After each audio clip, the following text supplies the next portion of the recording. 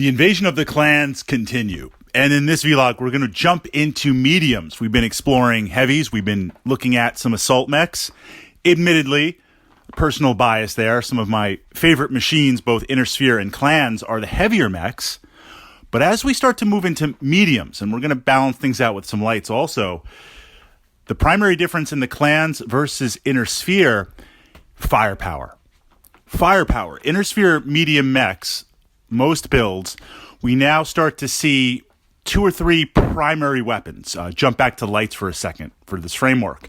Look at the Locust. The primary weapon is the medium laser, but there's only one, so we don't have that redundancy. And then you might have a secondary type of weapons, machine guns, flamers, small lasers, things of that nature.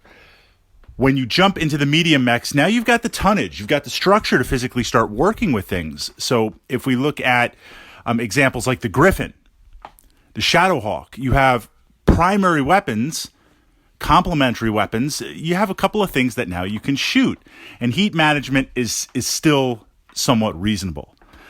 The clans, again, based on speed, based on armor, based on updated weaponry, just based on the tech, their mediums behave like Inner Sphere heavies. The advantage here is firepower and positioning, because they're still medium mechs and they move very, very fast.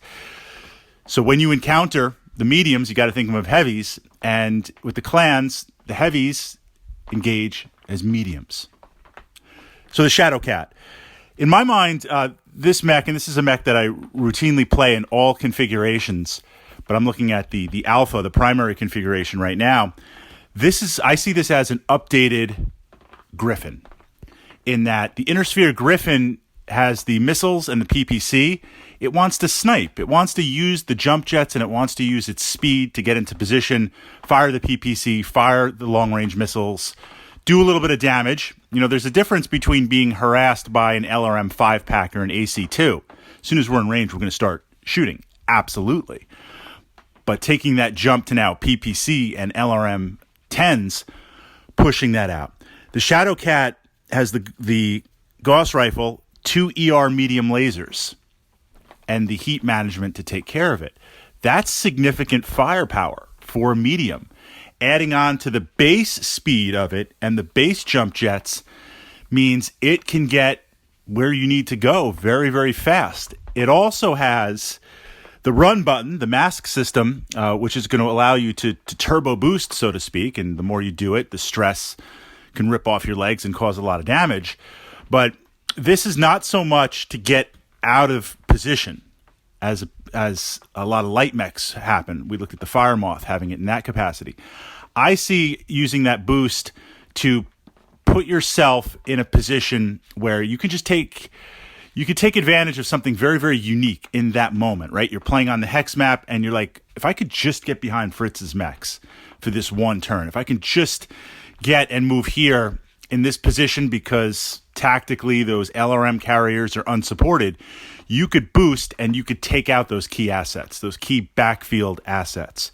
So I see the Shadowcat as both a sniper, both as having a similar role as the Griffin, but also as really a devastating backfield unit, not something that I want running around in my backfield, where I'm going to have my artillery parked, where I'm going to have my long-range missiles carriers parked. So now I got to pull back some other stuff. This is the question. If I see that Shadowcat being used aggressively, I got to pull back some of my stuff to guard my back line.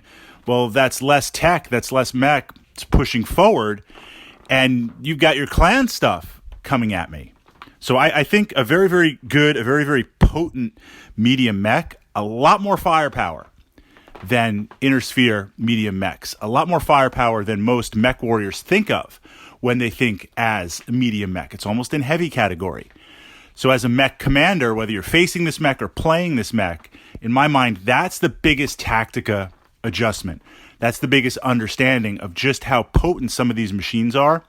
And just as we kind of update the mediums, so to speak, and bring them into clan tech, tactically how things shift and things change tremendously.